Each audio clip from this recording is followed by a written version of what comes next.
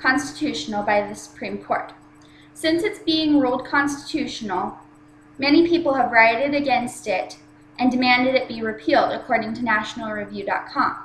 Today we will discuss the reasons Obamacare is unconstitutional, how it violates our freedoms, taxes us unfairly, and hinders the American people.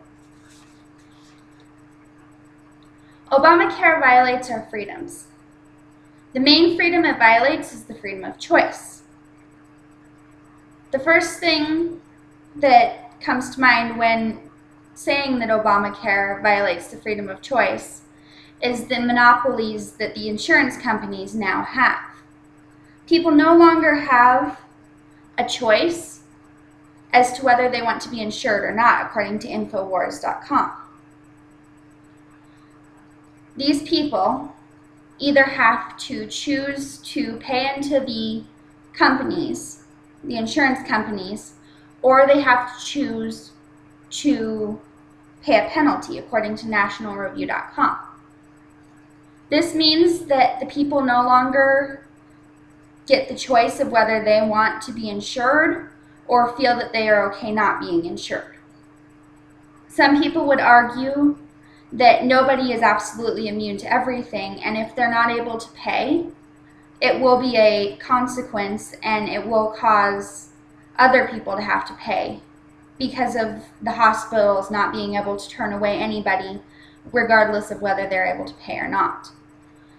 But I feel that if people choose that they want to or do not want to be insured, that's their choice, and we don't have a right to impede upon their choice. Neither does the government have a right to tell them they absolutely have to have insurance or they have to pay a penalty.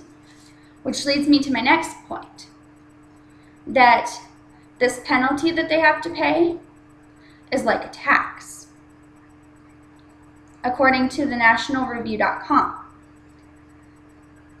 Another thing that's very important about this is that 3/4 of the people who would have to pay this tax fall into the middle class. This means that the government is unfairly taxing people who are already being taxed enough, and they are particularly targeting the middle class by this tax. Also, this is not the United States government's realm. According to the 10th Amendment of the U.S. Constitution, they do not have a right to step over their bounds and do anything that the Constitution has not allowed them to do or that the amendments have not allowed them to do.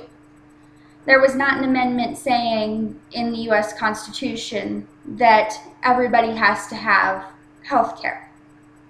According to the conservativepapers.com, this means that the U.S. government is now stepping over into the states' realms. And many states are willing and going to fight back against this with every right that they have, because the U.S. Constitution clearly states that anything not covered in the Constitution becomes the states' rights, not the federal government's rights. Obamacare also hinders people, the people of the United States. According to the nationalreview.com, 20 million people lost health care and 800,000 people lost jobs because of this tax and because of this Obamacare that's been forced upon everybody now. This is wrecking the economy, and it is not allowing people to build up the economy and make it better. So this is not only hindering the people who now have lost health care when this bill was supposed to be giving everyone health care, it's also hindering the people who have lost their jobs, and it's hindering the economy in general, which is exactly the opposite of what this was supposed to be doing.